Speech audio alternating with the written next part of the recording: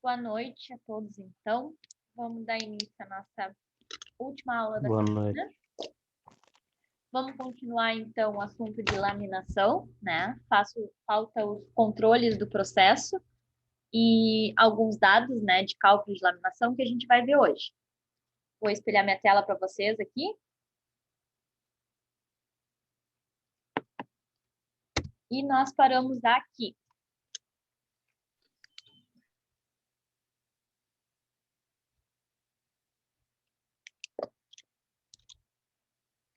Bom, falamos sobre laminação, então vamos falar alguns dos controles do processo, né? Que dados que a gente dimensiona e controla, então, nos processos de laminação? Quais são os principais? Deixa eu ampliar.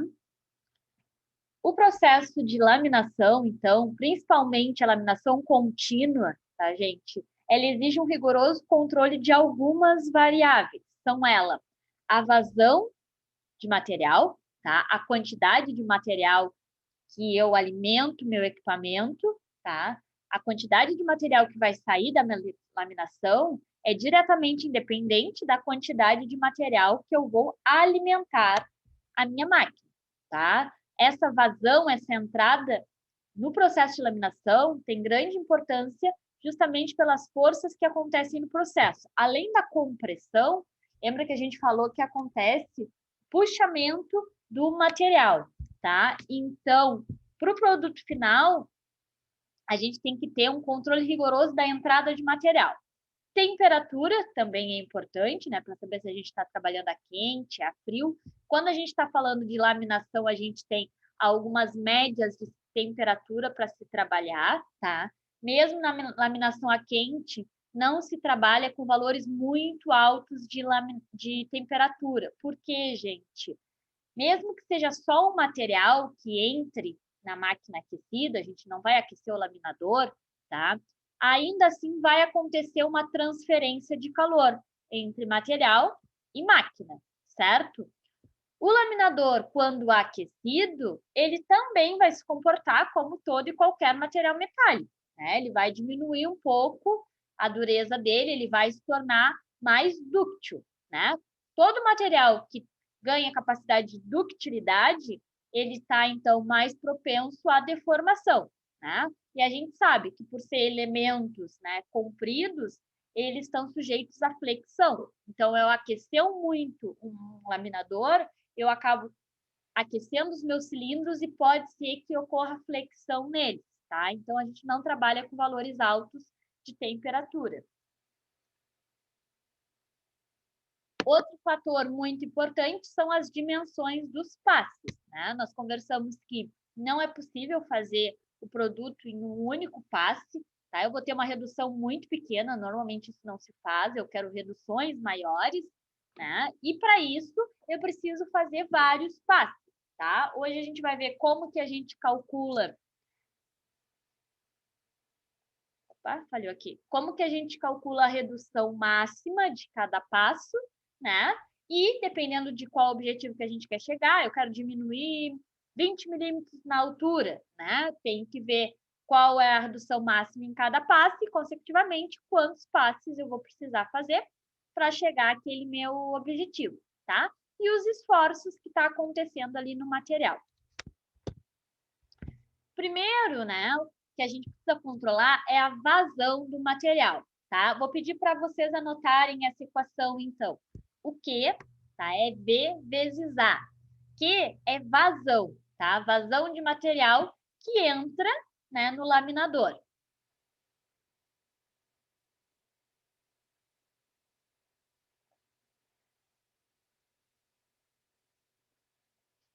Q, então, é a vazão de material, tá? V é a velocidade do material. E A é a área do material. Esta área, tá, gente? Só para ficar claro, é a área da seção transversal. O que é a área da seção transversal? Quando eu pego um objeto e secciono ele, né? Por exemplo, a minha calculadora aqui, vou dizer que ela é uma lâmina, né? Então, quantas áreas eu tenho aqui? eu tenho a altura da minha calculadora, eu tenho a largura dela e eu tenho o comprimento, tá? Se eu levar em a consideração, né, todas as medidas, eu vou ter o volume do meu equipamento, da minha chapa. O que é o volume? O que é o volume? É a multiplicação de todas as medidas, né? Base vezes altura vezes comprimento. A ordem não importa, mas eu tenho que multiplicar comprimento, altura e largura, tá? Às vezes eu chamo largura de base, tá? Isso é mais individual, mas tem que multiplicar essas três medidas para ter o volume. No caso da vazão, tá? As medidas que eu considero é a área da seção transversal, como se eu cortasse a minha chapa. O que eu vou ver? Esta medida aqui, tá? A largura e a altura da minha chapa. Não vou levar em conta o comprimento dela, tá? Para saber a velocidade, vou levar em conta só a altura e a largura, tá? Vazão, gente, ela vai ter uma relação direta de entrada com saída, porque também tem uma relação, tá, de velocidade. Então, se eu quero calcular a vazão de entrada do meu material, eu tenho que calcular, multiplicar pela velocidade de entrada e a área do material quando ele entra. Se eu quero calcular a vazão de saída do meu material, então eu preciso utilizar a velocidade de saída e a área de saída. Tanto a velocidade quanto a área vão mudar, tá, gente? Não é que porque o material entra no laminador, ele sai com a mesma velocidade. Não, eu tenho uma alteração no volume. Então, a velocidade de entrada, de alimentação do material, não é a mesma que a velocidade de saída. E a área também não, né, gente? Qual é o intuito da laminação? É diminuir, né, a espessura da minha chapa. Então, a base e a altura vão mudar, né? A espessura ou largura, tanto faz os nomes. Alguns pontos importantes no controle da vazão são o alongamento do material, certo? A gente tem que ter em mente que a gente bota uma chapa para ser laminada, diminuir a espessura dela, tá? E a gente está alterando essas três medidas: altura, largura e comprimento. Mas a gente não está alterando o volume, tá, gente? A gente não está alterando o volume, porque a gente não está fazendo uma compressão no material. Existe um esforço de compressão, mas o material não está sendo comprimido, ele está sendo deformado, tá? Então, a relação de volume é o mesmo, tá? Por exemplo, se eu tenho um cubo, se eu esmagar esse cubo, apenas deformar ele, não comprimir, né? O que vai acontecer? Ele vai ficar mais baixo, mas ele também vai ficar mais largo. Se a gente calcular o volume, é o mesmo. As medidas em si que se diferenciam, tá?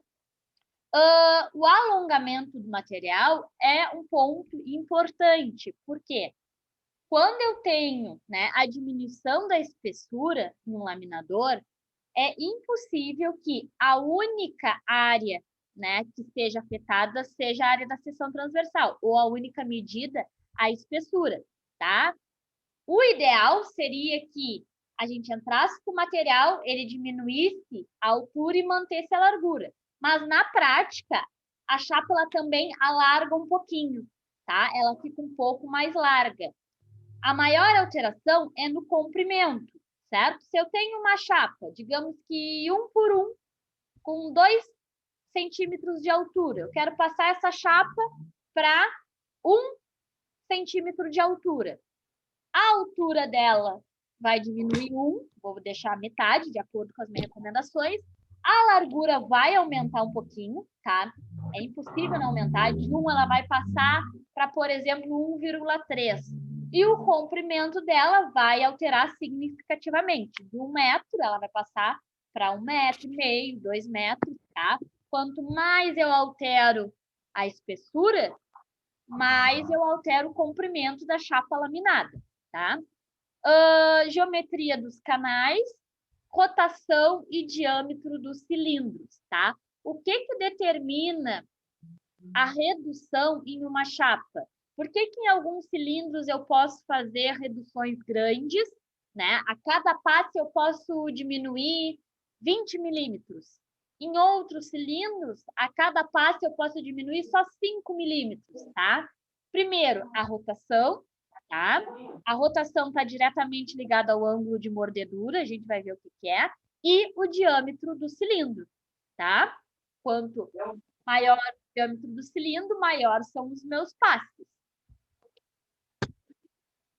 O alongamento do material, tá? É um dado que normalmente a gente calcula. A gente precisa saber o quanto ele se alonga. Então, vou pedir para que vocês anotem essa equação.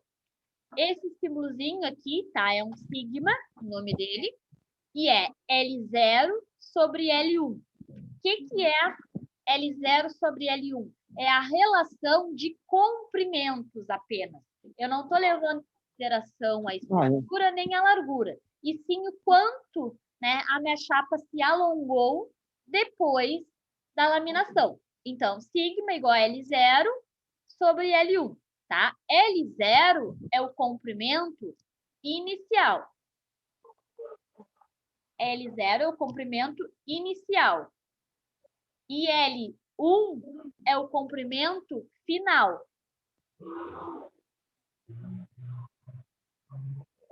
Pode ser que em algumas bibliografias, tá, gente? Vocês um dia precisem calcular, vão procurar, diga LI sobre LF, ou seja, L inicial sobre L final, tá? Quando a gente fala conformação, tá? Já vou avisar isso para vocês, porque quem trabalha com isso vai precisar, um dia vai pesquisar e vai se encontrar com essas bibliografias, tá? Tem duas maneiras que a gente expõe, tá, as medidas. Uma é com I e outra é com F, ou seja, final e inicial. Qual é o intuito da conformação? É sempre, né, conformar um material. A laminação, principalmente, é mudar, né, as dimensões de uma chapa. Sempre que for o I, é de inicial. Sempre que for o F, é de final. O que é inicial, o que é final?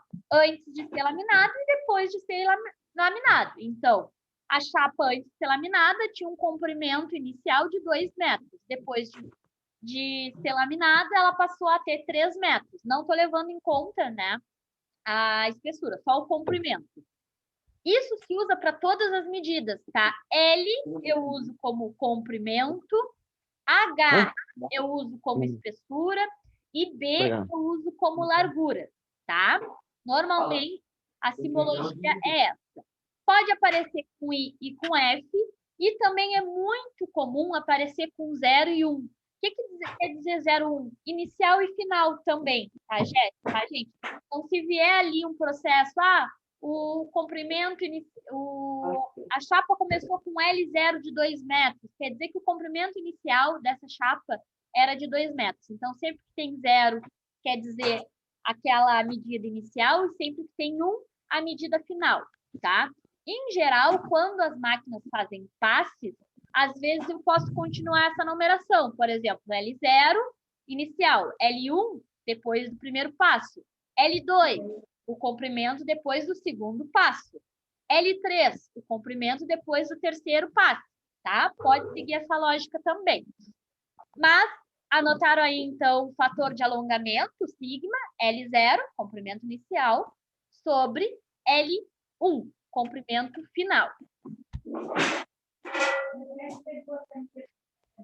Isso é bem comum a gente precisar, né, ter o fator de alongamento do material e calcular o quanto ele vai ficar de comprimento no final. Tá? Isso é uma imagem disso que eu falei para vocês. Então, a gente tem lá uma chapa com uma certa espessura e um certo comprimento. Quando ela for laminada, esse comprimento dela vai aumentar significativamente. Tá? A largura também. A largura sempre aumenta também, mas é bem pouquinho, tá? O comprimento é o mais afetado. Geometria dos canais, tá? A geometria dos canais influencia diretamente no formato da seção do material processado, tá? para haver uma perfeita sequência de versões, os canais precisam ser devidamente calculados, tá? Após a definição da geometria de cada passe, tá? É possível calcular a redução sofrida pelo material. Ou seja, depois do passe, a gente sabe quais são as novas medidas de espessura, largura e comprimento.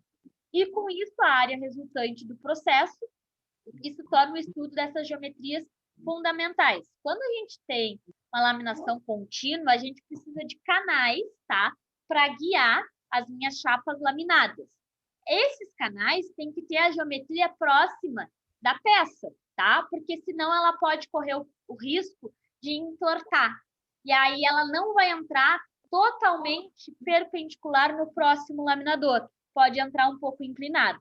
Aí está feito o problema, tá? Ele tem que entrar, a chapa, ela tem que estar totalmente perpendicular com o laminador que está aqui. Se ela entortar um pouquinho, tem que passar assim. Se ela entortar um pouquinho, eu tenho problema em todo o meu processo, tá? Então, eu uso canais para direcionar essas minhas chapas. E esses canais têm que ter as medidas certas, justamente para não permitir, né, o movimento da peça. Rotação e diâmetro dos cilindros, tá? O controle da rotação está intimamente ligado às reduções, tá? Variando-se a velocidade linear. Assim, permitindo a manutenção da vazão. O que a gente tinha lá na equação da vazão? Vazão igual a velocidade vezes área. Aquela velocidade é linear, porque a chapa entra de forma linear, né, nos meus cilindros. Só que o meu cilindro, ele tem uma velocidade angular, porque ele sofre rotação. Tudo que gira tem uma velocidade angular, que a gente chama de rotação. Tudo que anda, né, de forma longitudinal é velocidade linear. Nesse caso, eu tenho os dois, a velocidade linear de entrada do material e a velocidade angular da rotação do meu cilindro. Essas duas estão ligadas porque quando o cilindro gira, ele acaba puxando o material para entre os cilindros. Então, a rotação do cilindro é o que determina a velocidade de entrada do material, certo? Por exemplo, eu tenho uma velocidade do cilindro, eu quero que entre mais material. Não adianta eu empurrar o material que ele não vai entrar. A velocidade de entrada vai acompanhar a rotação do cilindro. Tá? E aí a gente tem essa equação. V igual a W vezes φ sobre 2, tá? Anotem essa equação. Então, V é velocidade linear do material. A velocidade, né, normalmente é carregada as chapas em esteiras, ou se é alguém que coloca, né, ele vai entrando com uma velocidade. Essa velocidade é V.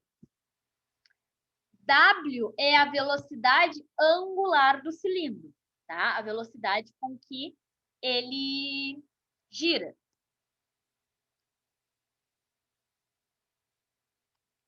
Esse símbolozinho aqui, ó, o φ, que é um zero cortado, ele significa diâmetro do cilindro. E 2, né, faz parte da equação, uma constante. Então, para a gente saber a velocidade de entrada do material, se eu quero saber a vazão, né, com que vazão está entrando no meu material, eu vou lá e meço a área da seção transversal na minha chapa, qual é a base dela e qual é a altura. Base vezes a altura eu tenho a área e eu preciso da velocidade do material. Como que eu vou conseguir a velocidade do material? De acordo com a velocidade angular do cilindro e o diâmetro desse cilindro. Certo? Anotaram?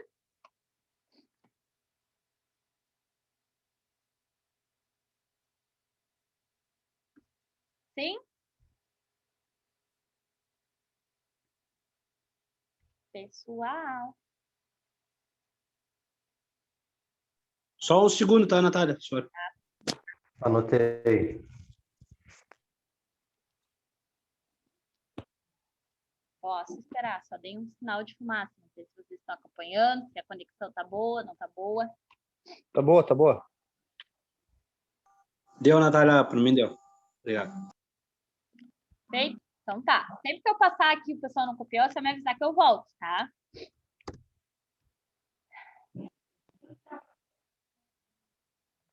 Bom, em um processo contínuo, né, deve haver um pequeno esforço de tração entre as gaiolas, tá? De forma controlada ali. Na laminação a frio, provoca um forte encruamento na lâmina, tá? A gente sabe que toda deformação em materiais feitos a frio é provocado o encruamento do material, tá? Para tirar esse encruamento, tá? Em alguns materiais, receber resistência mecânica é interessante, tá? Mas em produtos como lâminas, às vezes não é interessante. Justamente eu estou fazendo um produto laminado para ser fácil a formação, né? Se posteriormente eu quero fazer tubos, por exemplo, então não é interessante para mim um material, né, com alta resistência mecânica, senão eu não vou conseguir dobrar ele para fazer um tubo, por exemplo, ou quando eu dobrar ele pode romper. Às vezes não é interessante, tá? O encruamento depois da laminação. Então, eu posso fazer um tratamento térmico de recozimento, tá? Basicamente, o recozimento, a gente pega aquele material que sofreu deformação a frio e se encruou, aquece ele e deixa ele resfriar em temperatura ambiente, tá? Recozimento é o tratamento térmico que retira a resistência mecânica do encruamento ou da têmpera. Por exemplo, fiz têmpera no material e achei que a dureza não ficou boa, ficou muito rígido, não consigo deformar. Eu posso fazer o recozimento, que basicamente é aquecer e deixar esfriar lentamente de temperatura ambiente, tá? Não é refrigerar rápido, é só deixar ele resfriar sozinho. Isso basicamente tira o tratamento térmico que foi feito, tá? Nos aços de baixo carbono deformados, né, próxima tensão de escoamento, podem ocorrer linhas de distensão e é necessário fazer uma ligeira redução a frio, tá? Então, naqueles materiais de baixo carbono, que eu tenho pouca resistência mecânica, pouca dureza, pode ser que depois, né, da laminação fique pequenas linhas, tá, visíveis.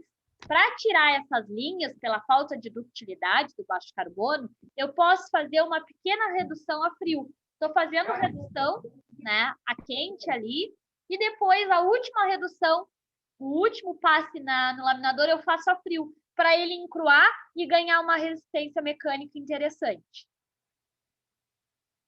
Divide-se em 2 grupos, conforme a classificação, tá? Eu tenho defeitos em produtos semi-acabados e defeitos em produtos acabados. Às vezes, criam-se defeitos na matéria-prima, né? A lâmina, e depois já no produto acabado. Os produtos laminados, eles apresentam defeitos que, em geral, tá? São originados na fábrica do próprio lingote, tá?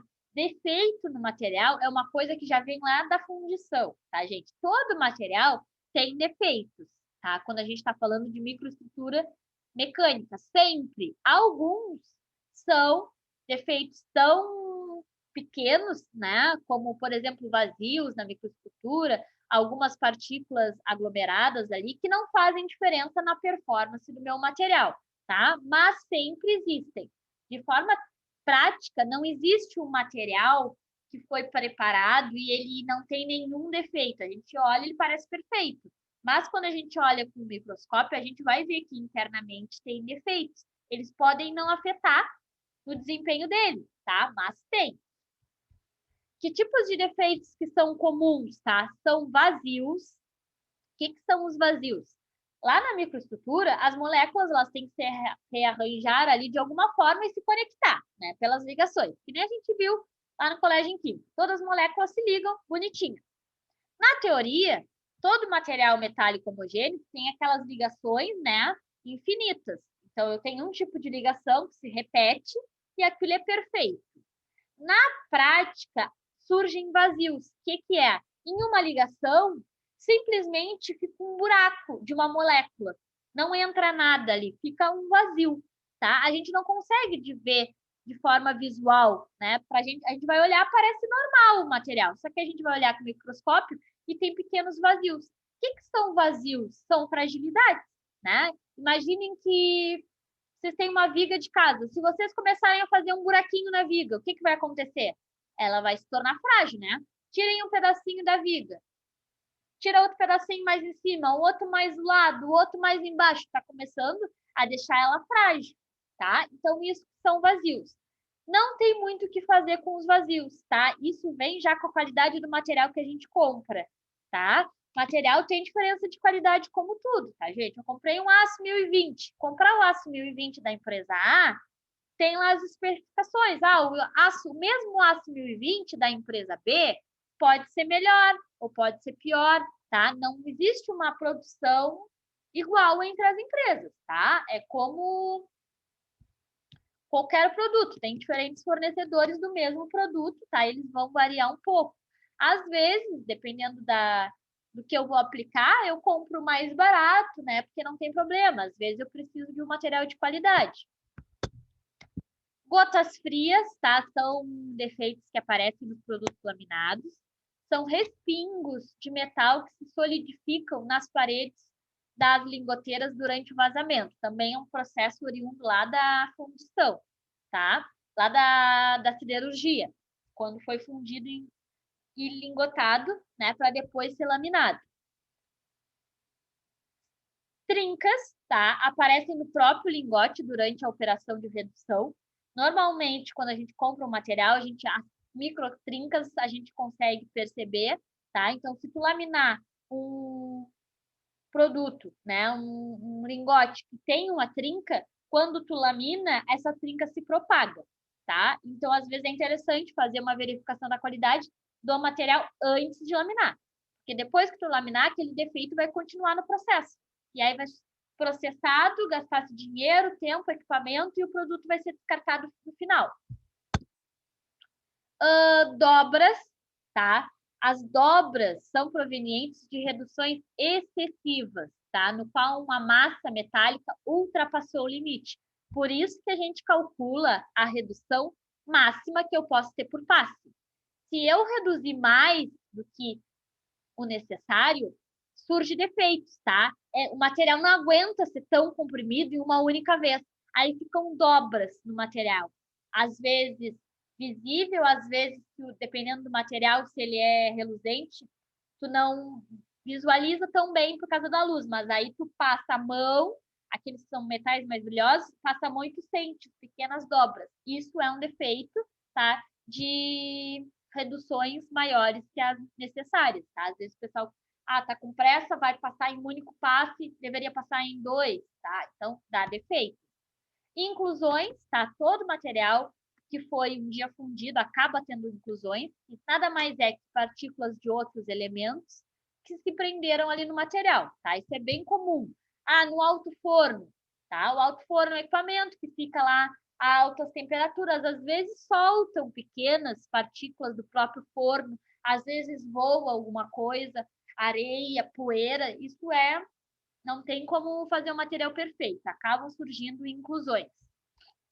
E muitas vezes a gente não enxerga a inclusão, depois que a gente está laminando, que a inclusão fica nítida, tá? Que nem um pão. A gente caiu alguma coisa na massa do pão, às vezes por fora tu não vê, mas tu cortando tu vai ver, tá? Segregações acontecem pela concentração de alguns elementos nas partes mais quentes, tá? Quando o material ele não foi bem beneficiado, tem lá todos os elementos que deveriam estar misturados. E aí, algum elemento se concentra mais em alguma extremidade, tá? E aí eu não tenho a falta de homogeneidade do material. Além disso, o produto pode ficar empenado, né? Dependendo das forças que eu estou fazendo, retorcido, tá? Se eu errar nas velocidades angulares e de linear, tá? E fora da seção, que é quando eu não faço cálculo certo ali das reduções, das medidas, e o produto laminado não fica com as medidas que eu achei que ia ficar. Isso aqui não. Bom, esse gráfico aqui ele é bem importante, tá? Na parte de laminação. Vamos tentar entender. Basicamente, é um rascunho de um laminador com a entrada de um material, tá? Quais são as variáveis importantes, tá? Na laminação? Importantes mesmo. Eu tenho vários dados aí, tá, gente? Vou falar para vocês quais são os importantes na prática. Alguns são os mais teóricos, tá? Primeiro, bom, a redução está acontecendo aqui, ó, tá? Vai sendo reduzida ao pouco. O principal é H0, tá, gente? O que é H0? É a espessura inicial da minha chapa. E HS, que é a espessura final, tá? 0 de inicial e F de final. A altura final que vai ficar minha chapa. O que é importante também, tá? O arco de contato. Por que o arco de contato é importante, tá, gente? Arco de contato é toda essa parte aqui, ó, este ângulo. Olhem para cá, ó.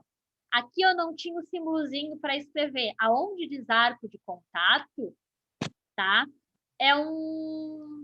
É esse símbolo aqui, ó. É um alfa, tá? É o alfa. Então, arco de contato é este ângulo grande aqui. Ou, se a gente olhar aqui embaixo, ó, vai de X até a Y. Por que o arco de contato é um dado muito importante? Porque é dentro do arco de contato que acontece a redução. Aonde que começa a redução? Aqui, ó, quando encosta em X. E aí vai reduzindo, reduzindo, reduzindo. Quando que para de reduzir? Aqui em Y, tá? Então, XX é o plano de entrada, tá? É a parte onde, de fato, o cilindro está rolando, tá? Deixa eu botar aqui. O cilindro está girando aqui, ó. No momento em que a chapa encosta no cilindro, aquilo ali é o plano XX, é o C, a entrada do material. O cilindro vai girar, vai encostar e vai ter um momento que o material vai deixar de encostar no cilindro. Esse é o plano YY, plano de saída, tá? O plano não é importante, só para que vocês entendam o porquê da importância desse arco. O importante é o arco, tá? Porque ele está diretamente ligado com o diâmetro. Quando eu tenho diâmetros pequenininhos, o meu arco de contato é pequeno. Então, eu tenho pouca área para deformar. Aonde, de fato, acontece o esforço de deformação na laminação? Nesta parte aqui, de X até Y. Então, nesse período, enquanto está encostando, está deformando. Quando eu tenho um cilindro com diâmetro pequeno, o meu arco de contato vai ser pequeno. Então, eu vou ter uma pequena área de redução. Por isso que quando eu tenho cilindros grandes, eu consigo fazer uma redução grande, porque eu tenho um arco de contato grande. Tem uma área longa que o cilindro encosta no meu material. Quando eu tenho cilindros pequenos, né, diâmetros pequenos, a minha área de contato é pequena. Então, em um passe, eu posso fazer uma pequena redução. Posso fazer quantos passes eu quiser, tá, gente? Mas em um, eu tenho uma redução pequena, tá? Então, arco de contato, o alfa, é um dado muito importante, tá? Então, eu vou pedir para vocês anotarem aí. Alfa, botem o símbolozinho aqui. É o arco de contato. Vou citar para vocês, pedir para vocês anotarem os mais importantes só. Então, alfa é o arco de contato.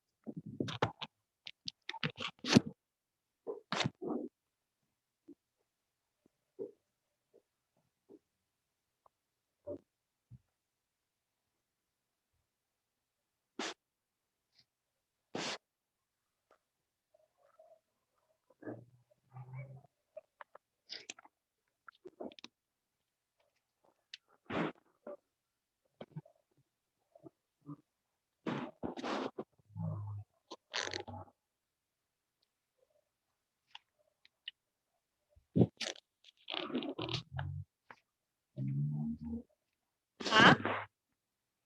Outro fator importante, F. F é a força de atrito, tá? Por quê? Quanto maior o atrito, tá? Maior é as reduções, porque mais puxa o material, tá? Então, F é força de atrito. O valor de F vai ser sempre um valor entre 0 e 1, tá? Então, vai ser 0,1, 0,2, 0,3, sempre um valor bem pequeno. Então, força de atrito também é importante, tá?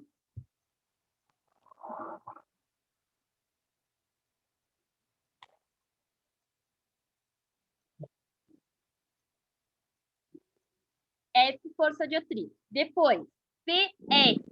PR é força normal, tá? E vale 1. Anotem aí, PR igual a força normal igual a 1. Sempre vai ser 1, tá, gente? E PR está dentro dos cálculos, por isso que a gente precisa saber o valor. Mas é igual a 1, sempre, em todos os casos, independente do tamanho do laminador, tá? Então, PR é força normal igual a 1.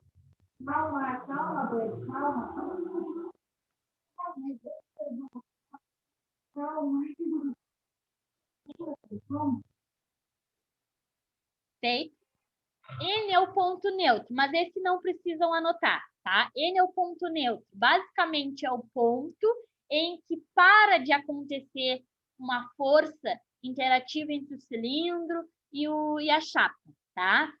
Ali de X até N, eu tenho grande deformação, força. Depois do ponto neutro, para de existir uma força atuante, tá? Mas isso, na prática, em termos de cálculo, a gente não precisa. XX é o plano de entrada, expliquei para vocês que é a parte ali que começa a ter contato entre a chapa e o cilindro. Y é o plano de saída, que é onde para de ter esse contato, os dois simplesmente se afastam e não se encostam mais. H0 é a espessura inicial, mas isso vocês já tinham anotado lá. HF, espessura final, tá? R é o raio do cilindro, tá? Isso vocês precisam anotar. R vai ser sempre o raio do cilindro, tá? Tem algumas equações que usa diâmetro, outras usa raio, mas isso não é um problema, né? Se eu dou o raio para vocês, vocês sabem o raio e o diâmetro. O raio, tá? Vale 200. O diâmetro é sempre 2 vezes o raio. Se o raio é 200, o diâmetro é 400. O diâmetro é 600, o raio é 300, tá? Então, R, raio do cilindro.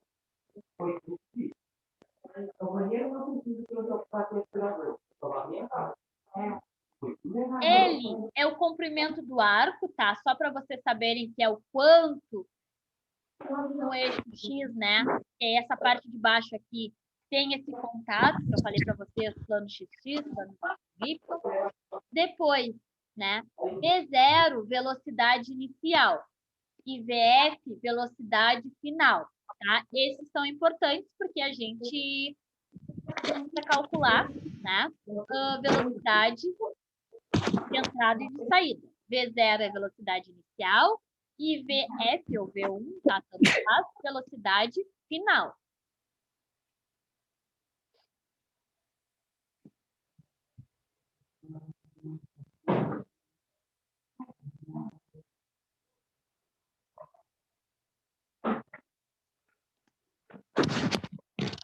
Perfeito? V0 e VF? Então tá. Conforme o material avança, sua velocidade aumenta, tá, gente? Porque o material ele está sendo alongado. Então, a velocidade de saída do material sempre vai ser maior do que a velocidade de entrada na laminação, tá? Isso sempre. Se o material entra com uma velocidade, ele sai com uma velocidade maior, tá? Então, vou pedir para vocês anotarem aqui. V1 igual a V0 vezes H0 sobre H1. Tá? Acho que a velocidade, vocês já notaram o que é cada coisa, é só a equação mesmo. Ou seja, V1, a velocidade de saída. Como que eu calculo a velocidade de saída? Para calcular a velocidade que o material sai, né, eu tenho que saber a velocidade com que ele entra e as espessuras. A espessura com que ele entrou e a espessura com que ele saiu, tá? Então, velocidade final, V1, é igual a V0, que é a velocidade inicial, vezes H0 sobre H1, a espessura inicial sobre a espessura final.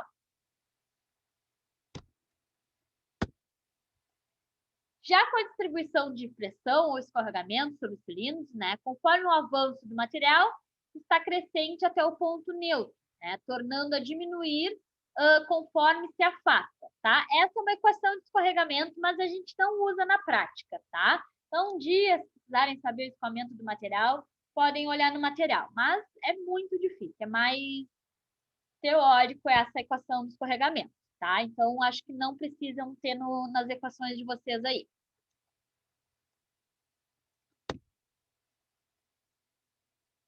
Bom, para que se tenha laminação, a gente tem que seguir uma relação, que é F, que é a força de atrito, vezes o cosseno do ângulo. O que é o ângulo? O arco, né, de entrada, o arco de mordedura que a gente chama. Isso tem que ser maior, né, que a pressão normal vezes o seno do mesmo arco, tá? Essa é a teoria. De forma prática, a gente usa essa equação do meio aqui, ó. Então, anotem só a equação do meio, acima da onde ela surgiu, tá? O que a gente usa é essa equação do meio aqui, tá? Tangente do ângulo tem que ser menor que F sobre PR. O que é a tangente do ângulo? Tangente do ângulo. O que é o ângulo? Ângulo de mordedura, que é o quanto o cilindro encosta no material. F, força de atrito. E PR, força normal. PR é sempre 1, tá? Então, se eu tenho o ângulo de mordedura, eu tenho a força de atrito, tá? Porque PR eu sempre vou ter que vale 1. Então, anotem essa equação aqui do meio só, porque ela a gente usa bastante.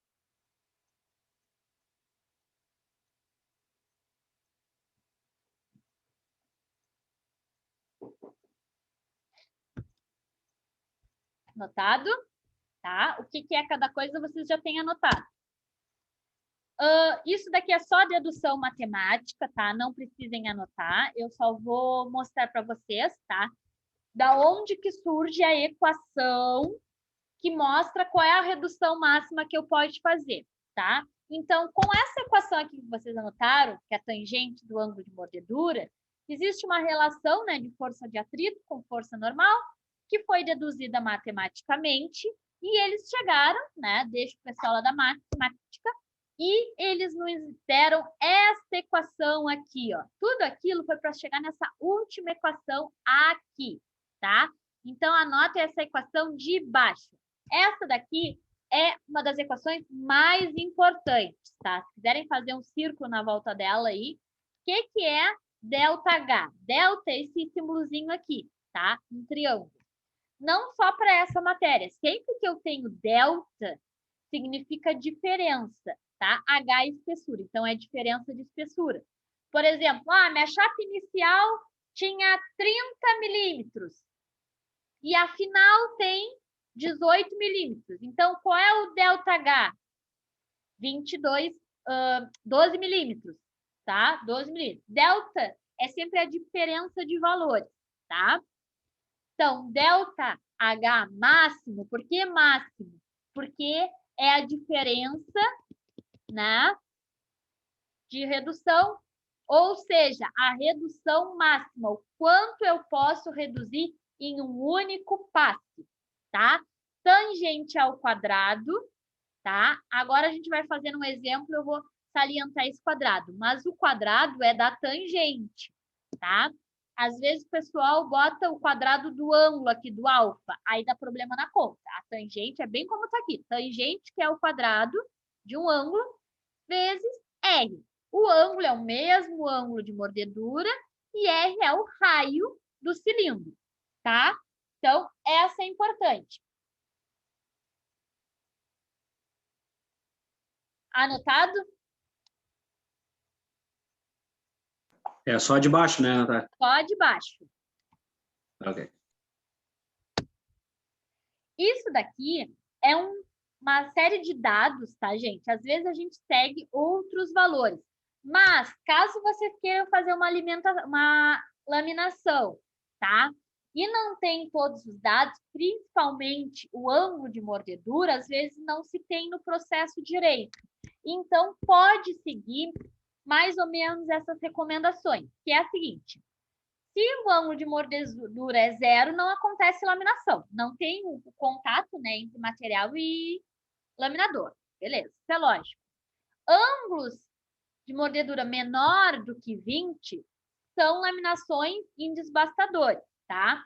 Mas a relação é esta de baixo. Mais ou menos, gente, de 12 graus até 20 graus, eu tenho laminação de chapas a quente, tá? Então, se vocês estão aquecendo a chapa, vocês podem usar ângulos de 12 até 20, tá? Nos cálculos, porque vocês precisam de um ângulo para poder calcular a redução. Então, se lá na prática vocês não sabem o ângulo, não tem como fazer todas as medições, a gente vai com esses valores genéricos que funcionam bastante. Tenho duas opções, laminação a quente ou laminação a frio. Se a minha laminação for a quente, eu vou usar um ângulo de 12 a 20. Ah, Natália, qual o ângulo? Bom, se vocês estão partindo do nada, na prática, eu aconselho a usar o meio do caminho. Então, se é de 12 até 20, usem ali 15, 16, algo bem no meio do caminho, tá? Que aí vai dar certo. Se a laminação é a frio, ou seja, eu não estou aquecendo a minha chapa, o meu ângulo é de 3 até 6.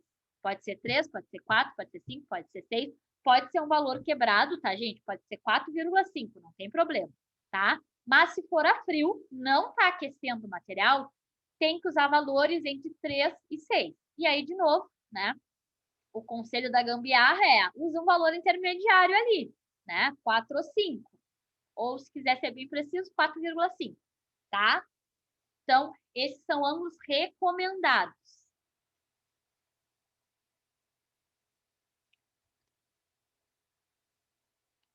Então, laminação quente, ângulo de 12 a 20, laminação fria de 3 a 6.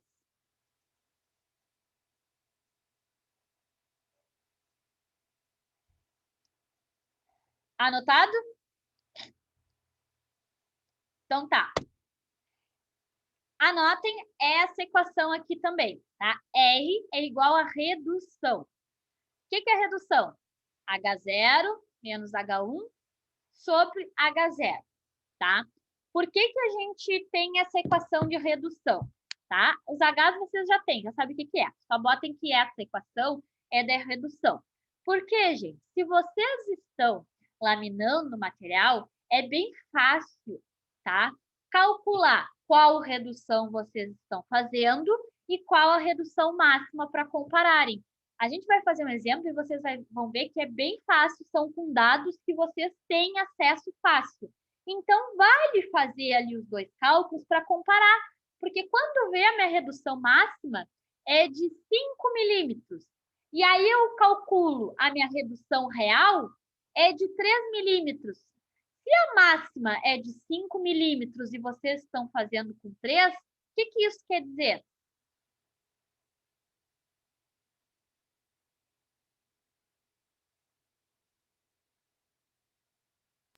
Que a gente está no limite, está dentro do limite?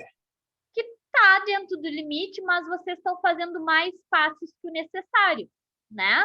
Por exemplo, a minha chapa tem 20 milímetros e eu quero passar para 10, tá? Tem 20 milímetros e eu quero passar para 10. Então, qual é a diferença de espessura aí? De 10 milímetros no total, né?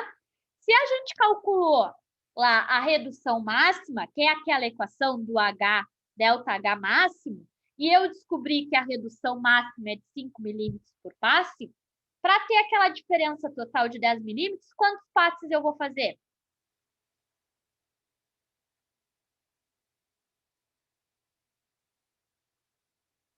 Se a diferença que eu preciso é de 10 milímetros e eu posso fazer 5 milímetros por passe, quantos passes eu tenho que fazer?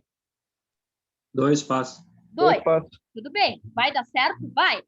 Só que a mesma situação, a diferença que eu preciso é de 10 milímetros, mas eu estou fazendo, na verdade, uma redução de 3. Quantos passes eu vou ter que fazer para chegar na minha redução real?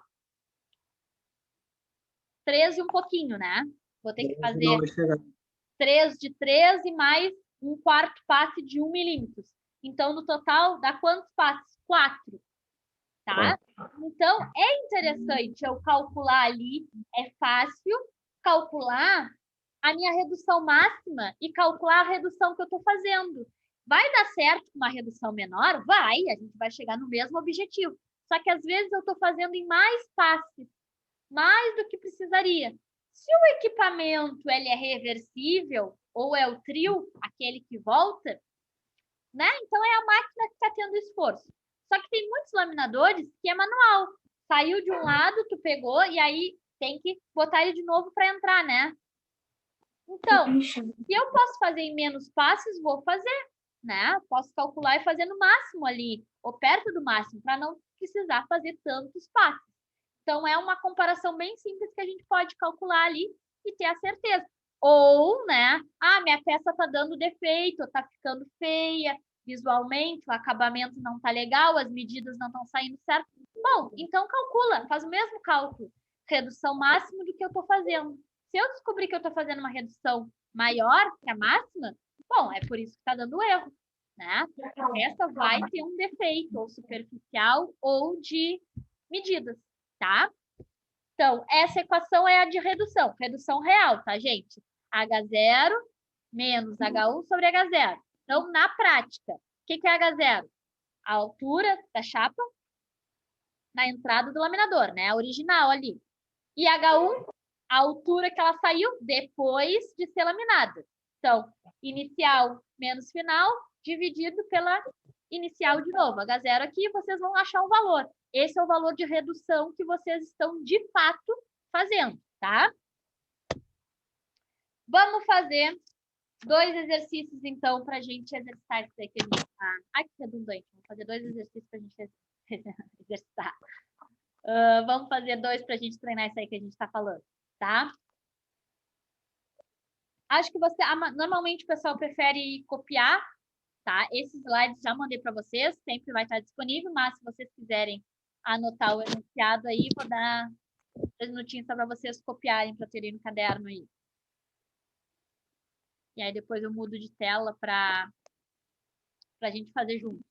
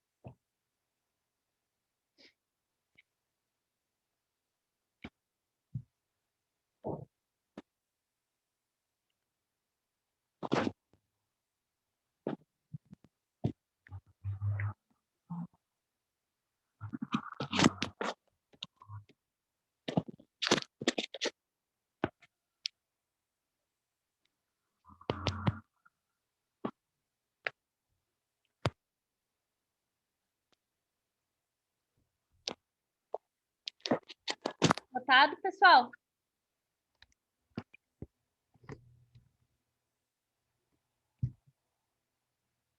Por mim, deu. Tá? De qualquer forma, eu vou botar o enunciado lá Deu. para a gente ter aqui na hora de fazer exercício. Só vou abrir uma outra telinha aqui para facilitar.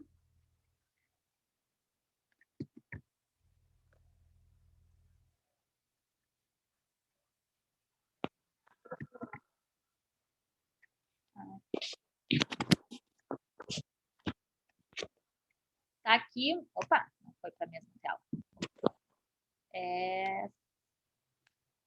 Tá aqui. Agora foi. Tá aqui o enunciado, tá? E vamos fazer juntos, então. Bom, uma placa de 300 milímetros de espessura deverá sofrer 6 passes de conformação a frio em um laminador do reversível, tá? Com cilindros de 600 milímetros de diâmetro. Considere o atrito da operação constante equivalente a 0,1. Tá? Aí pede para determinar o ângulo da mordida máximo para operação, tá? Que é o ângulo de mordedura, ângulo de entrada, redução máxima de espessura por passo, que é algo que normalmente a gente precisa saber, e para calcular a redução, né, máxima, se esse processo fosse feito a frio, tá? Desculpa, a quente, porque ele está sendo feito a frio, tá? Pessoal, isso já é particular, tá? Mas eu, antes de começar a resolver os exercícios, eu sempre gosto de botar os dados aqui do lado, tá? Com as suas siglas ou símbolos já, porque eu acho que facilita o cálculo a gente se achar, tá? Porque a gente é muito visual, a gente tem que olhar os valores, né? E quando está em texto, assim, ó, parece que a gente não encontra. Eu acho mais fácil a gente já determinar o que é com as suas siglas, até para se encontrar nas equações, tá? Vou sempre fazer na resolução com vocês aqui, e é um hábito interessante de criarem para esses pequenos cálculos, que é o seguinte, a gente vai lendo o exercício e o que tem de dado a gente vai anotando aqui já com o símbolo ou a sigla. Então, uma placa de espessura de 300 milímetros, se é espessura, né, e é a placa que vai ser laminada, então é placa inicial. Então, H0 é igual a 300 milímetros. Depois, de espessura deverá sofrer 6 passes. Então, 6 passes vai passar pelo meu laminador. De conformação a frio e um laminador do reversível. O tipo de laminador, tá? Nos cálculos não faz diferença, tá, gente? A gente falou sobre todos na aula passada, mas independente do laminador que for, os cálculos é o mesmo, tá? Só botei aqui para ter informações ali do enunciado. Com cilindros de 600 milímetros de diâmetro, tá? E aí eu posso botar o diâmetro do cilindro igual a 600 milímetros e o diâmetro do cilindro é 600 milímetros, já posso botar a informação do raio dele. Quanto é o raio dele?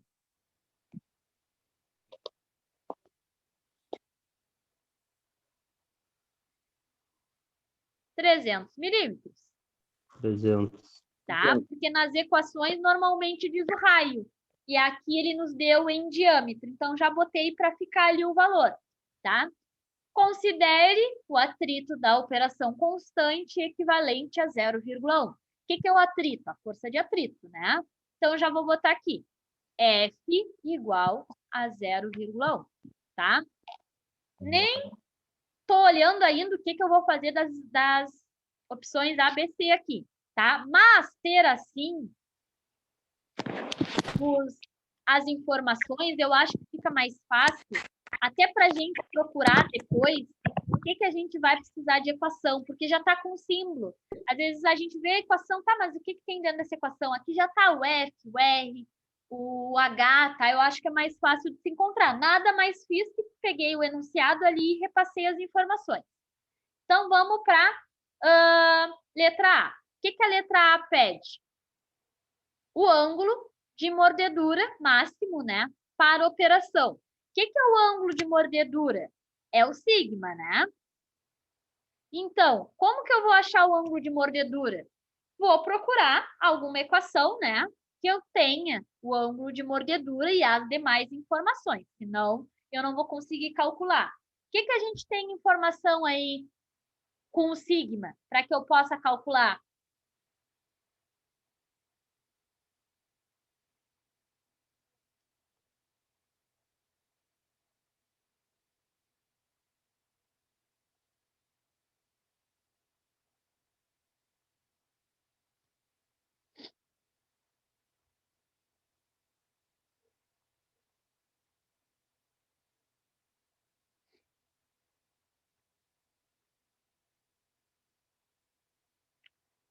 Acredito que anotado aí, a gente tem duas equações com sigma.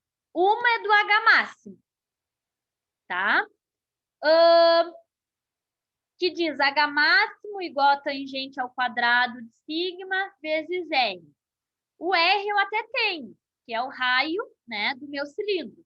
Só que o H máximo eu não tenho, então não vai me ajudar, tá? Normalmente, quando diz a força de atrito, só sobra a segunda opção. A segunda opção com sigma é a equação que é a seguinte, vocês anotaram aí, ó. Tangente, tá? Tangente TAN ou TG é a mesma coisa, tá?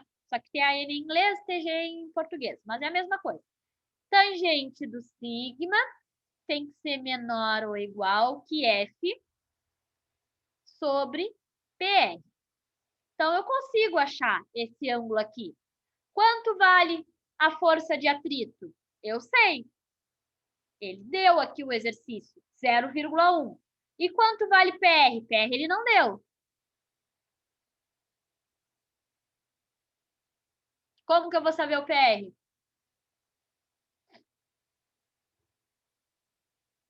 Essa equação aqui, ó, essa incógnita aqui, PR, tá? Bom, Sempre vale 1. Isso mesmo, tá? Sempre vale 1. Então, eu vou botar os valores que eu tenho. Opa, TN. Vou usar toda a mesma simbologia. O sigma é igual, menor que a força de atrito, que vale 0,1, dividido por 1. Bom, qualquer valor dividido por 1 é o mesmo valor, né? Então, vai ficar o mesmo valor. Tangente do sigma de alfa é igual, menor que 0,1.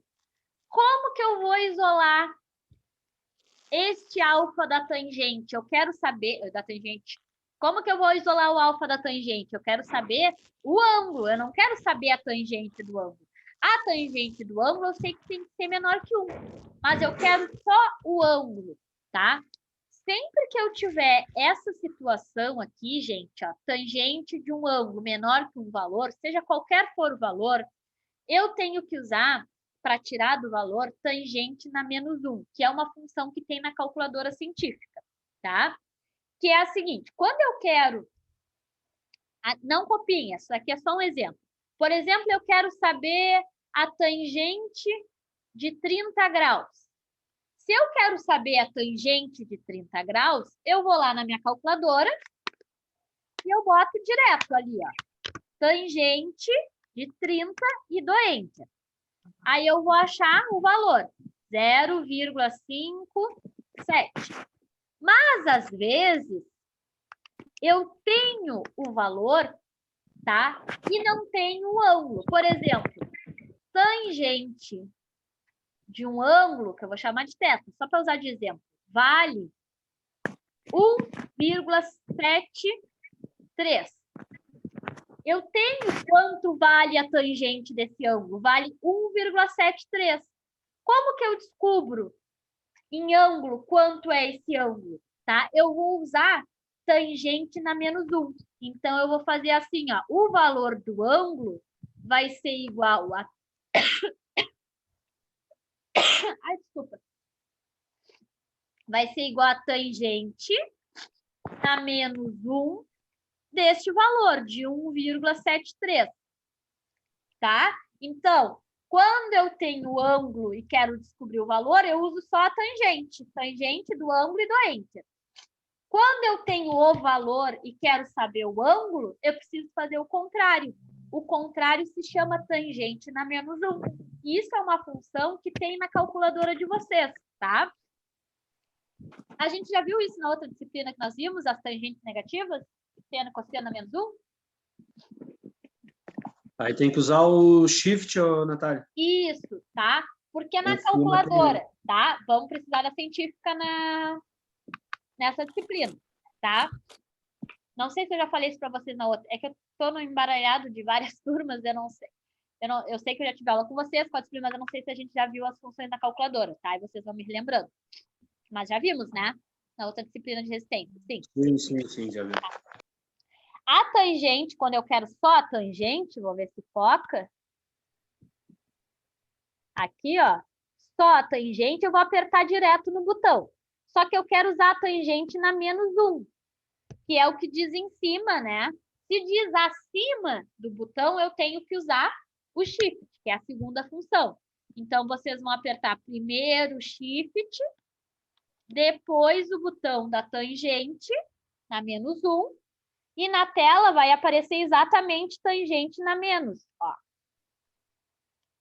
Ó. Quando aperto o shift e a tangente, fica direitinho, tangente na menos 1, tá?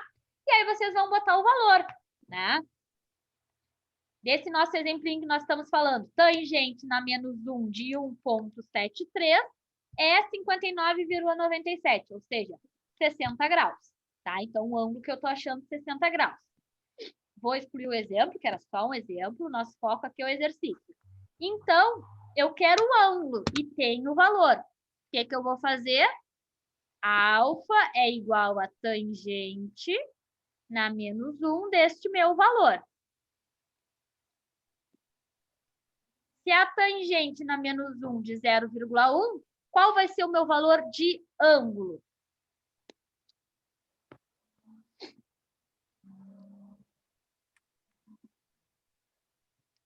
Quanto dá tangente na menos 1 de 0,1?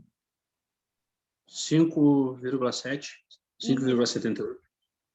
5, vamos botar só 0,7 graus. Tá? Então, tangente na menos 1 de 0,1, 5,7 graus.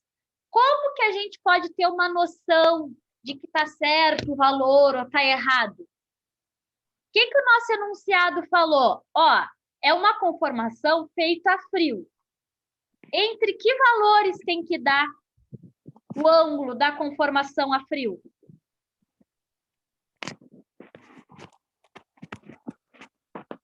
De 3 a 6, né? Entre 3 e 6 graus. Pô, deu 5,7. Então, tá no caminho certo. Então, provavelmente tá tudo certinho. Se eu achar um ângulo ali, 85, 20 e tantos, 34... Não, peraí, tá errado. Se é a frio, tem que estar entre 3 ali e 6. Então, deu 5,7, já sei que eu tô no caminho certo. Tá? Então, achei o meu ângulo de mordedura, tá? Que é 5,7. Tá? Eu sei que ter ali a força de atrito já é uma coisa mais teórica, tá, gente? Mas, caso vocês tenham a força de atrito, precisam saber calcular. Mas a gente sempre precisa trabalhar com ângulo de mordedura. Se vocês não têm condições de calcular, o que a gente precisa, né, para poder calcular o ângulo de mordedura? Só da força de atrito, porque o PR vocês sempre vão ter, vale 1, tá? Vamos fazer essa mesmo esquema aqui da tangente da menos 1 e achar um valor. Se vocês não têm esse valor de força de atrito, não têm esse dado na hora, ou ninguém sabe fornecer, então usa aqueles valores ali médios que a gente tem para frio e a quente, né? Porque para calcular a próxima letra, que é a redução máxima, a gente sempre precisa de um ângulo para se basear. Esse a gente tem o fator de atrito todo bonitinho, com isso a gente calcula exatamente o ângulo de mordedura. Dá 5,7 graus. Feito? Vamos para a letra B, então.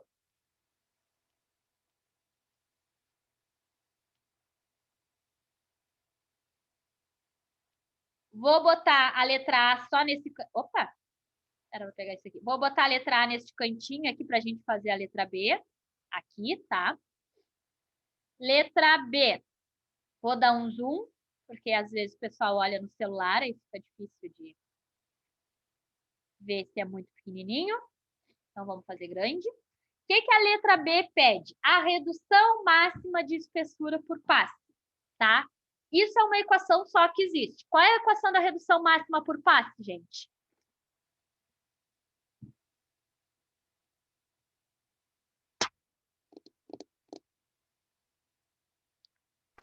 Redução máxima por passe.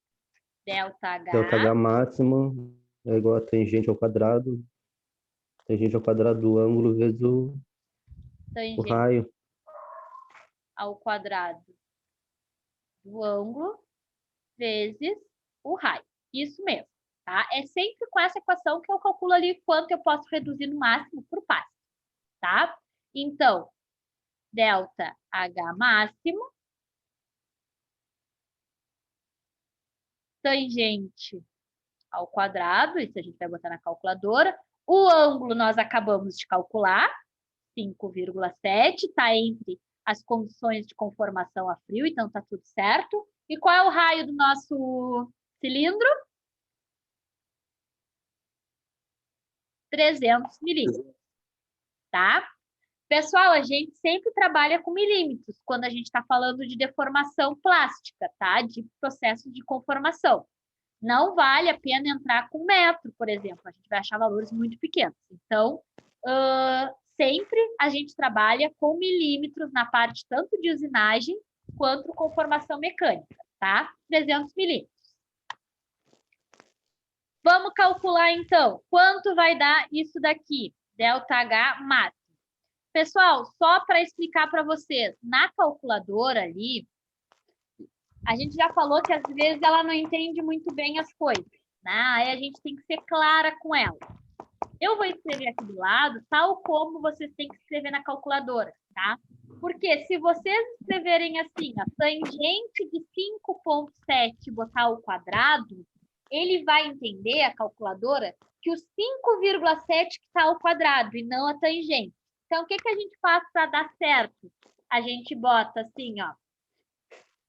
Abre parênteses, escreve a tangente, 5,7, não precisa nem botar vezes, é direto, tangente, 5,7, fecha parênteses e depois bota ao quadrado, tá? Então, abre parênteses, aperta no botão da tangente, é só tangente, não é tangente na menos 1, então não precisa de shift, aperta no botão da tangente, 5,7, fecha o parênteses e aí usa o botão do quadrado lá, tá? Ao quadrado vai dar um valor e esse valor tem que multiplicar ainda por 300. Tá? Então, botando esses parênteses aqui para depois botar o quadrado, sempre dá certo ali na calculadora. Vou ir resolvendo aqui. Os camelô estão abertos? Camelô estão abertos? Eu não sei. Pior que na outra semana estava falando, Não, para comprar o pessoal calculadora. olhou ainda. Tá fechado, fechado. Ah, mas tinha um lugar que tava... Peraí. Tá fechado. Teve um colega, bem lembrado, teve um colega na semana passada que já estava tudo fechado, que ainda me disse que encontrou um lugar aberto. Deixa eu olhar aqui.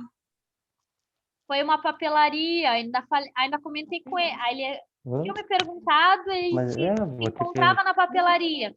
Aí eu falei sim, tem só que que ver a se tá dentro do papelaria, fichário, eu acho a que tá. maioria é aquelas original, né? E aí ele falou assim, eu passei numa papelaria, acho que tava 80, 90 reais. Aí eu falei, porque deve ser original.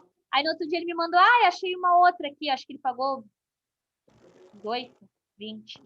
Nem Bem mais mandei. barata. Mas, E ele assim, pode ser essa, eu ela tá pode. mordida com ele. Gente, sendo essas pretinhas, tem umas que são brancas, tá? E coloridas.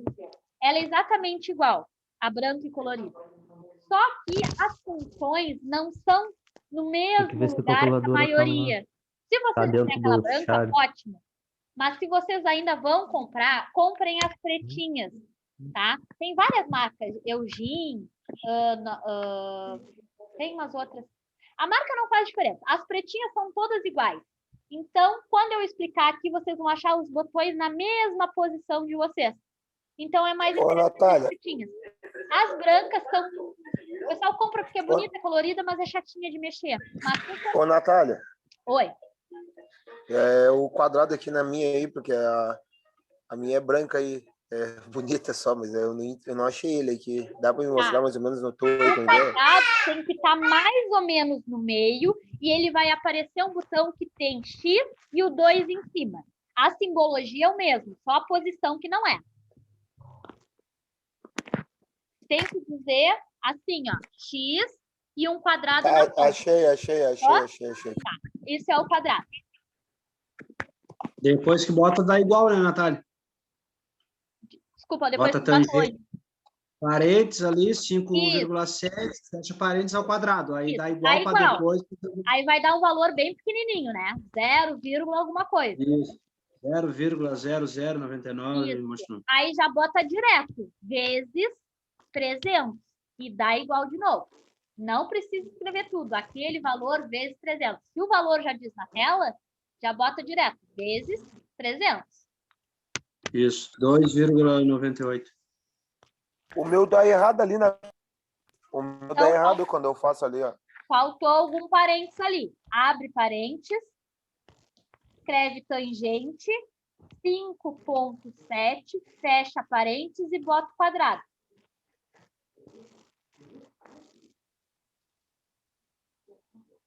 Tá, abre parênteses, tangente. 5,7. Aí tem que fechar o parênteses, né? Tem um botão do lado do outro, um que abre e outro que fecha. E aperta no quadrado. E aí dá Enter. Que valor que vocês vão encontrar? Um valor bem pequenininho, 0, alguma coisa, né?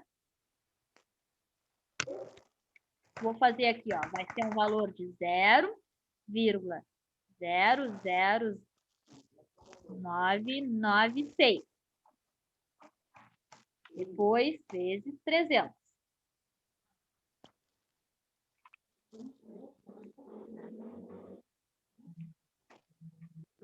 O meu tá dando 9 pontos. Eu já... Tá, peraí. Diz 9, mas não tem um negativo aqui no final do número? Positivo, menos 3, isso. Isso. Daí não é que tá errado. 3 Ó, não é que tá errado. É porque tá no denominador negativo. Olha o valor que tem que dar. 0,00996. O teu deve estar dando 996. Só que se tem menos 3, como deve dizer no teu, menos 3, quer dizer que tem 3 zeros na frente, tá? Não tá errado. Só tá em outra nomenclatura na tua calculadora. Se tu quiser, a gente arruma agora. Eu te mostro como é que formata ela para ficar igual o meu. Pô, podia ser, mas esse aí tu ensinou na outra matéria. Isso, também, a tua é a pretinha? Negativo, uma branca. Branca? Então, peraí, deixa eu ver como é que é a da branca.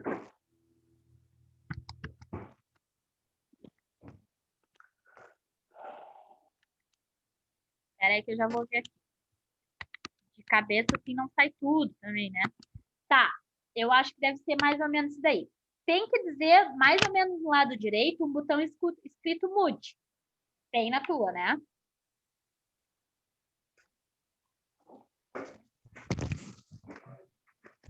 Do lado Mude, da onde liga, mude. quer dizer, mude. Do lado do on ali. Isso. Aperta uma vez. O que aparece para ti? 1, 2 e 3. Tá. Em cima, conf, SD e reg, né?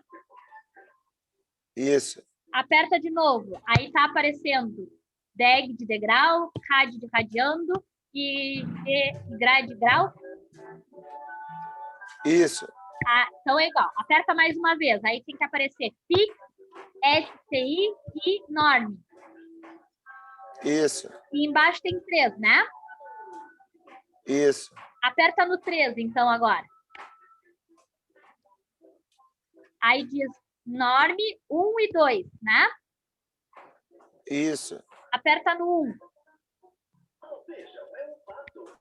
Zerou, Deu, né? ficou 0. Tá, então faz Isso. isso. Acho que agora vai dar certo. Pode fazer ali. Abre esse parede. Tá bom. Todo mundo achou esse outro valor aqui, né? 0,00996. Tá, abre, Sim. abre parênteses, tangente, 5.7, 7, fecha parênteses, e escreve o quadrado. O x na 2 aqui. x no 2.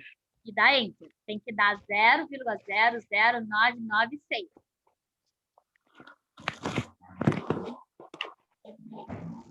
Ô, Natália, ficou igual, não voltou ainda. Não, Não. ficou 00, não, ficou 996 menos 3 lá. Tá, então, tá. O teu, deixa eu, amanhã, não, amanhã é sábado, né? Segunda, deixa que eu dou uma pesquisadinha e vejo como é que na branca, porque na outra é assim, tá? Deveria voltar ali. Tá bom. Mas o valor tá certo, é que tá 10 na menos 3, tá? Mas o valor é esse mesmo aqui. Tá bom. O resto, pessoal, depois a gente organiza dele ali. O resto, pessoal, vocês acharam esse valor, 0,00996? Tá, o enter fica onde? Eu não enxergo, não, Maureen. O enter fica onde? Em cima? Lá é o último botão à direita, um igual. Eu falo enter, mas é igual. O último botão aqui. Ah, o celular tá caindo. Acho que ele tá caindo a conexão. Acharam? E aí depois multiplica por 300. Qual vai ser o valor da redução máxima que vocês encontraram aí? 2,98. 2,98, de novo, em milímetros, tá? A gente poderia dizer aí que é mais ou menos, tá? Sempre que a gente tem um igual e um chapeuzinho em cima, quer dizer que é aproximado, tá? Então, de 2,98, a gente pode aproximar para 3 milímetros, tá? Então, neste exercício, eu posso reduzir por passe 3 milímetros, tá? Todo mundo se achou nos valores? Encontraram esses 2,98, que é aproximadamente 3 milímetros? Eu acho. Sim? Sim. Então tá. Sim, sim. Vamos para letra C e última ali.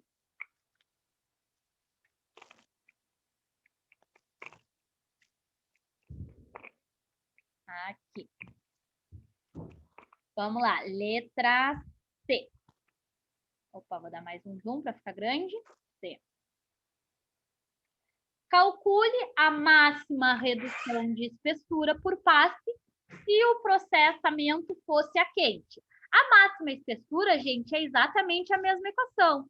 H máximo igual a tangente ao quadrado do ângulo vezes R. O que vai mudar? Que está sendo a quente. Então, o ângulo vai mudar, né? O ângulo é de 12 a 20. Aqui ele ainda deu o valor, ó, entre 15 e 20, ou seja, é para usar entre 15 e 20, tá? Como é de múltipla escolha, cada um vai escolher um valor, tá? Cada um vai achar um valor. Mas vamos calcular todo mundo igual. Que ângulo que vocês querem usar para todo mundo dar igual entre 15 e 20 aí?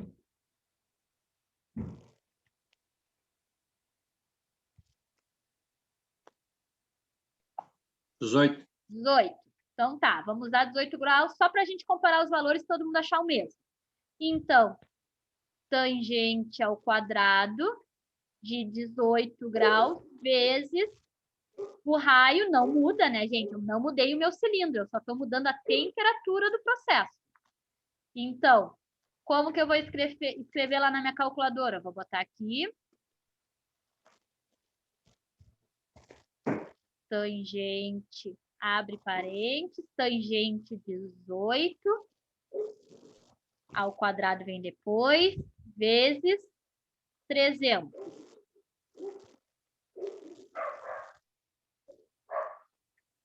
Delta H máximo.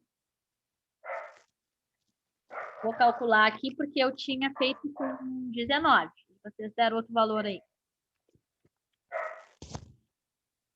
Tangente de 18 ao quadrado, só essa primeira parte aqui tem que dar 0,019 vezes 300. Esse 0,019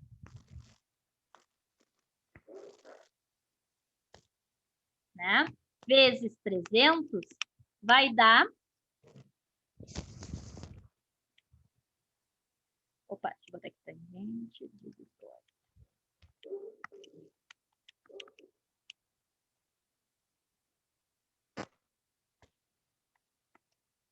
Deixa eu ver se eu botei certo. Tangente de 18. O meu deu outro valor. Isso. Vou calcular de novo aqui. 0,1, tu achou, né? Isso mesmo. Isso, eu também. Achei Isso. a mesma coisa, Tá, não, eu 0,1. calculei de novo aqui, achei o valor muito grande. Todo mundo esqueceu aí. 0,1 10. vezes 300 vai dar 31,67 milímetros.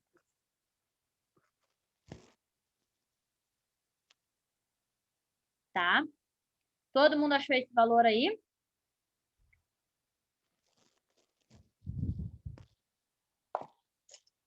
Sim, eu acho que é. Sim? Então tá. O valor agora é esse, tá? Agora comparem, gente. Olha a diferença no mesmo exercício, o mesmo cilindro, né? Porque a gente usou o mesmo raio, tudo. Olhem a diferença de redução. Vou botar na ordem para ficar certinho. Só um pouquinho que eu vou arrumar aqui.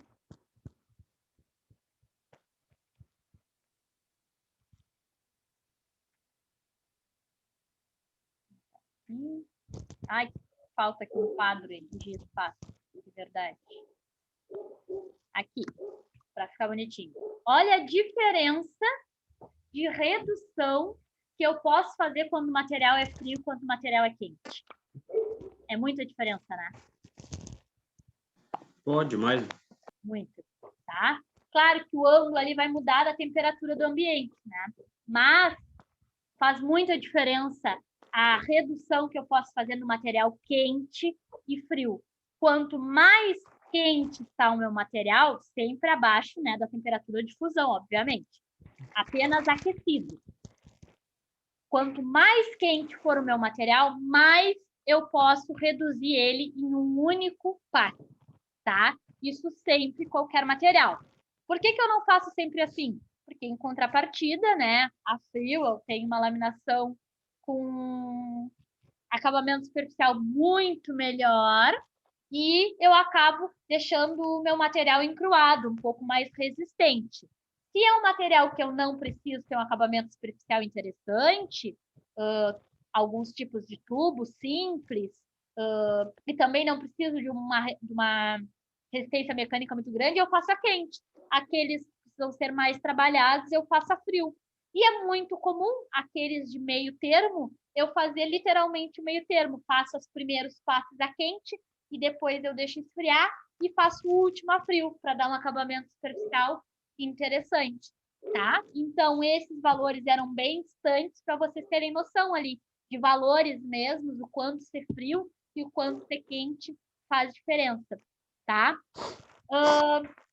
Quanto a esses valores, todo mundo encontrou os valores? Todo mundo copiou? Tá? Porque esse exercício eu faço com vocês, eu não tenho o gabarito, tá? Então, por isso que eu peço para vocês copiarem. Caso alguém falte a aula e tal, vai ter que pedir para vocês, eu não tenho gabarito com eles, ou se alguém não copiou, um passa para o outro aí, tá? Para todo mundo ter os exercícios.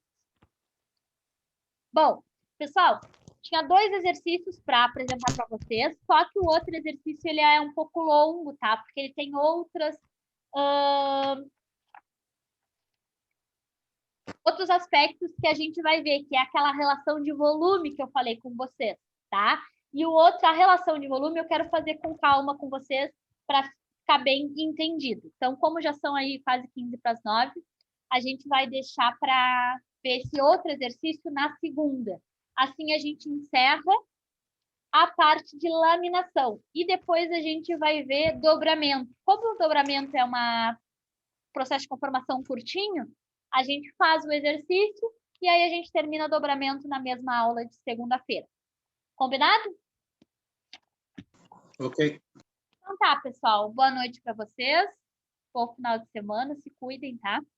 Segunda-feira a gente volta a nos falar, então. Ok, boa noite. Ok. Obrigado, boa noite.